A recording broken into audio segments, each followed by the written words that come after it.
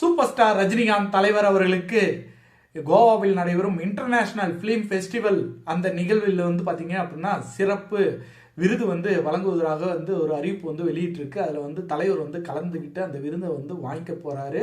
கிட்டத்தட்ட 50 வருடங்கள் தமிழ் சினிமாவை ஆட்சி செய்து கொண்டிருக்கும் சூப்பர் ஸ்டாராக ஆட்சி செய்து கொண்டிருக்கும் தலைவர் சூப்பர் ஸ்டார் ரஜினிகாந்த் அவர்கள் இன்னும் பல வருடங்கள் நம்ம சந்தோஷத்தை கொடுத்துக்கிட்டே இருக்கணும். அதுதான் நம்மளுடைய ஆசை. அவர் சாதாரணமா இந்த இடத்துக்கு வந்துடல.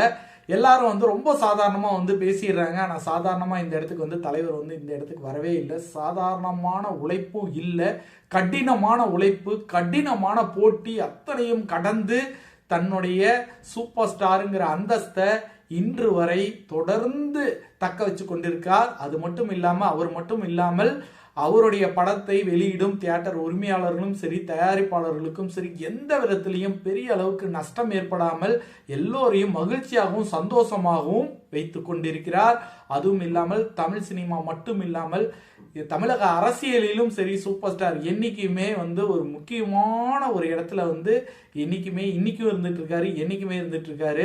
96 எல்லாருக்கும் ஞாபகம் இருக்கும். 2026 ஞாபகம் வச்சுக்கோங்க. கண்டிப்பா தலைவருடைய வாய்ஸ்க்காக ஏங்கிட்டு இருக்காங்க. தலைவரோட வாய்ஸ் யார் பக்கம் இருக்க போகுதுங்கிறது தலைவர் எப்ப சொல்லுவாரு அப்படிங்கிற ஏக்கம் இன்று வரை தொடர்ந்துட்டு இருக்கு. தலைவர் அரசியல் மட்டும் இல்ல, ஆன்மீகம், அரசியல், சினிமா, மற்றபடி அவர் ஒரு மேடையில் ஏற்றி விட்டு பேச விட்டீங்க அப்படின்னா எந்த நிகழ்வை பத்தி பேசணும் அப்படின்னாலும் அட்டகாசமா அந்த மேடையை ரொம்ப ஒரு பரபரப்பாக்கி விட்டுருவாரு. அந்த அளவுக்கு ஒரு ரசனையுள்ள ஒரு பேச்சாளர்னே சொல்லலாம். தலைவர் பன்முகம் கொண்டவர்.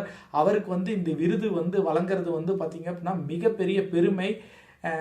தலைவரோட ரசிகராக இருந்து தொண்டராக இருக்க எங்களுக்கெல்லாம் மிகப்பெரிய பெருமை. இது தமிழகத்துக்கே மிகப்பெரிய பெருமை.